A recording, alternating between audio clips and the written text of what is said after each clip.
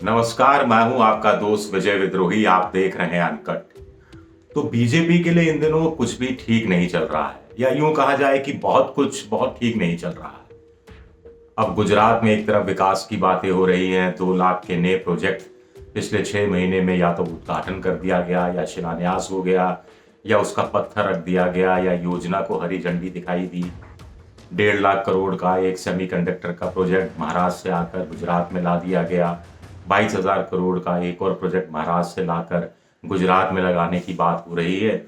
और दूसरी तरफ मोरबी में एक पुल टूट जाता है, हादसा हो जाता है, 140 से ज़्यादा लोग मर जाते हैं। और हमारी भी पूरी संवेदना है एबीपी अनकट परिवार की तरफ से, उन परिवारों के प्रति पूरी संवेदना है हम प्रकट करते हैं। लेकिन चुनाव के दौर में ये सब हुआ है और इसको लेकर राजनीति शुरू हो गई है। आप कहेंगे कि विपक्ष जो राजनीति कर रहा है, जो सवाल उठा रहा है, ऐसे समय में नहीं उठाए जाने चाहिए। बिल्कुल नहीं उठाए जाने चाहिए। लेकिन 2016 में चलते हैं।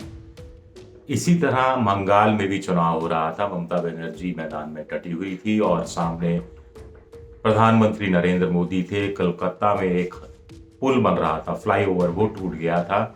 और तब मोदी जी का ये बयान बड़ा चर्चित हुआ था। तो क्या कहते हैं ये लोग?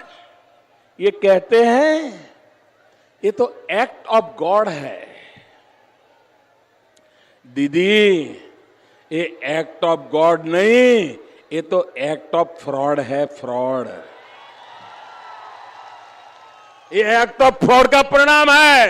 ये एक्ट ऑफ गॉड तो उस मात्रा में जरूर है क्योंकि चुनाव के दिनों में गिरा ताकि पता चले कि आपने कैसी सरकार चलाई है। इसलिए भगवान ने लोगों को संदेश दिया है कि आज ये ब्रिज टूटा, कल ये पूरा बंगाल ऐसे ही खत्म कर देगी, इसको बचाओ। ये भगवान ने संदेश भेजा है।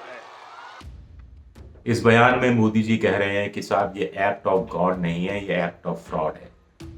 यानी भ्रष्टाचार हुआ, फ्रॉड हुआ और पुल बनाने में गलत चीज़ों का या सस्ती चीज़ों का इस्तेमाल हुआ। इसके कारण पुल टूटा और कुछ मजदूरों की जान भी गई। लेकिन आगे वो कहते हैं कि ये कुछ इस मामले में एक्ट ऑफ गॉड है कि गॉड यानी ईश्वर ये संदेश दे रहे हैं कि देखिए कैसी आपने सरकार चुन ली और अभी तो पुल टूटा है, ऐसी ही सरकार दोबारा चुन ली तो पूरा बंगाल टूट जाएगा। ये बातें कही गई थी। तब कौन पॉलिटिक्स कर रहा था? और तब क्या मोदी जी ने सोचा नहीं था कि कभी उनके गुजरात में भी चुनाव से ठीक पहले इस तरह की बड़ी दुर्घटना हो सकती है और उनके पुराने वीडियो का विपक्ष इस रूप में प्रचार प्रसार करना शुरू कर देगा? खैर, होना तो ये चाहिए कि राज्य सरकार को जिम्मेदारी संभालनी चाहिए, ऐसे वक्त में जिम्मेदारी लेनी चाहिए, पूरे मामले की जांच का भरोसा दिलाना चाहिए, उच्च स्तरीय जांच होनी चाहिए, या विपक्ष जिससे चाहे उससे जांच कराने की बात मान लेनी चाहिए। आखिर 2 करोड़ खर्च करके 6 महीने की मरम्मत के बाद ये पुल खोला गया, 4 दिन में ही कैसे टूट गया? निश्चित संख्या में लोगों को जाने देना चाहिए था, उससे कहीं ज़्यादा लोगों को क्यों जाने दिया गया? क्या टिकट से कमाई इस वजह से हुई? एक अखबार में छपा है कि एनओसी नहीं ली गई पुल शुरू करने से पहले कि वो पुल दोबारा शुरू करने लायक था। बहुत सारे सवाल उठ रहे हैं और सवाल उठाए जाने वाजिब भी हैं। कुछ लोग कह रहे हैं कि एक षड्यंत्र हो गया, बीजेपी के नेता कह रहे हैं षड्यंत्र हो गया, आम आदमी पार्टी षड्यंत्र कर रही है। तो आम आदमी पार्टी ने क्या षड्यंत्र करके पुल तोड़ दिया? कुछ लोग कह रहे हैं कि कुछ लोग जानबूझकर पुल को हिला रहे थे, हिल रहे थे उसमें। ऐसे तो हर पुल में हिलने की कोशिश लोग करते हैं, इस तरह की हरकतें करते हैं, लेकिन पुल इन सब चीज़ों को देखकर ही बनाया जाता है।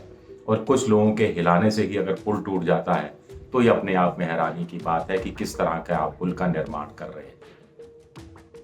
तो राजनीति विपक्ष नहीं कर रहा, राजनीति सत्ता पक्ष भी कर रही है। और इसमें नरेंद्र मोदी का पुराना भाषण लोगों को याद दिलाया जा रहा है, लोगों से के सामने पेश किया जा रहा है।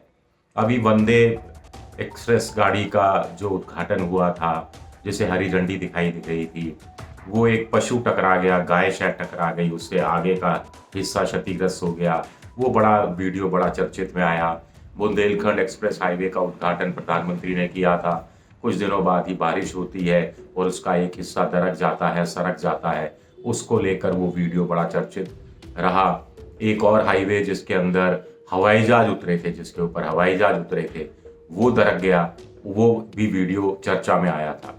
अब ऐसा नहीं है कि ये सब बीजेपी शासित राज्यों में ही हो रहा है, लेकिन केंद्र की कुछ परियोजनाओं के तहत जो काम हुए, अगर उसमें कोई खामियां नजर आती हैं तो केंद्र को सोचना चाहिए कि क्या योजना जल्दबाजी में हो गई, क्या भ्रष्टाचार हुआ, क्या ठेकेदारों ने गड़बड़ियां की और जिसके कारण ये सारी चीजें हुई। क्योंकि अंततः बदनामी तो फिर उस सरकार पर जाती है, जवाबदेही उस सरकार की होती है, जिम्मेदारी उस सरकार की होती है जिसके शासनकाल में वो हादसा हो जाता है, जिसके शासनकाल में पुल का या पटरी का या एयरपोर्ट का या बंदरगाह का, जहां भी कोई दुर्घटना होती है, उसका निर्माण किया गया होता है।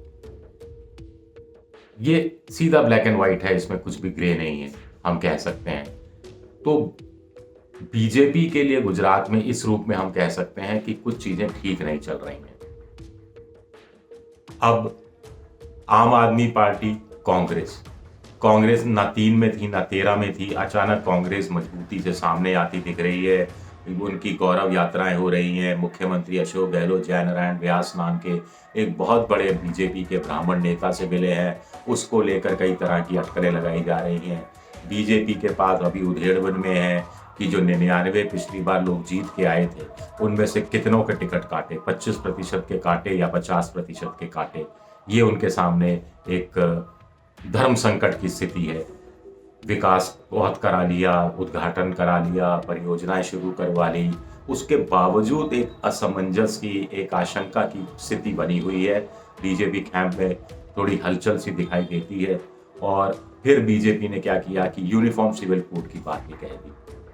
अब बीजेपी के हिसाब से सोचा जाए तो इससे अतिरिक्त वोट कौन सा मिल जाए? मुसलमान तो वैसे ही वोट नहीं देता, मुसलमान वैसे भी वोट नहीं देगा। यूसीसी की घोषणा के बाद तो बिल्कुल भी नहीं देगा। इक्का दुक्का मिलता था वो शायद वो भी नहीं दे, और वो सड़क कर कांग्रेस के पास चला जाएगा, आम आदमी के पास नहीं जाएगा, और इसका नुकसान अंततः परोक्ष रूप से बीजेपी को ही उठाना पड़ेगा। यह थोड़ा मैं आपको समझाने की कोशिश करूंगा थोड़ा बाद में, लेकिन पहले सिर्फ ये बात कर लेते हैं कि यूनिफॉर्म सिविल कोड लागू करने की बात करके ऐसा कौन सा हिंदू है अतिरिक्त रूप से जो बीजेपी के साथ आ जाएगा? जो है वो है। अब बीजेपी तो दावा करती है कि 45% वोट उनके कब्जे में हमेशा रहता है। 45% वोट अगर आपके कब्जे में रहता है तो फिर आप चुनाव कभी हार ही नहीं सकते। 1.25 करोड़ से ज्यादा आपका खुद का वोटर है, फिर 20-30 लाख फेंस सिटर वोटर मिल जाता है, यानी करीब 1 करोड़ 60 लाख के आसपास अगर आपको वोट मिलने की उम्मीद है। अगर जो वोट पड़ेगा करीब 3.5 करोड़ वोट, उसका करीब 45-48%, तो फिर वो सीटों में भी 92 सीटों से तो ज्यादा ही साबित होगा, क्योंकि 92 सीटें बहुमत के लिए चाहिए। तो फिर इस तरह का डर की बात क्यों है? ये एक बड़े सवाल उठ रहे हैं। अब कहा जा रहा है कि संघ को भी खुश किया जा रहा है, संघ को भी तैयार किया जा रहा है कि गिले शिकवे दूर किए जाएं, एक बार जीत जाएं, उसके बाद चीजें आसानी पटरी पर आने की कोशिश होगी। फिलहाल तो मामला जीतने का है। 3 श्रेणियां बनाई जा रही हैं। एक वो सीटें जो पक्की हैं, लेकिन फिर भी कहा जा रहा है कि इस पक्की सीट पर को और ज्यादा पक्का किया जाए। कुछ सीटें हैं जो कच्ची पक्की हैं, तो उनको पक्का किया जाए और उनको प्रधानमंत्री अमित शाह और 8 केंद्रीय मंत्री पक्का करें, जेपी नड्डा पक्का करें आकर, स्थानीय नेताओं के भरोसे नहीं छोड़े। और जो कच्ची सीटें हैं, यानी करीब 50 सीटें ऐसी हैं जो बीजेपी कभी नहीं जीती है, उन सीटों पर भी ध्यान दिया जाए। उसमें से अगर 4, 5, 7 सीटें भी बीजेपी निकाल लेती है, मान लीजिए, तो भी उसके लिए बोनस का काम करेगा। तो सीट वाइज बात हो रही है, और ऐसे में मोरबी की ये दुर्घटना हो जाती है तो कहीं ना कहीं कुछ बहुत सारे सवाल उठते हैं, और चुनाव गुजरात का फंस गया है, अटक गया है, लटक गया है, हम कह सकते हैं। इस पर और ज्यादा विस्तार से बाद में बात करेंगे। शुक्रिया, बहुत बहुत शुक्रिया।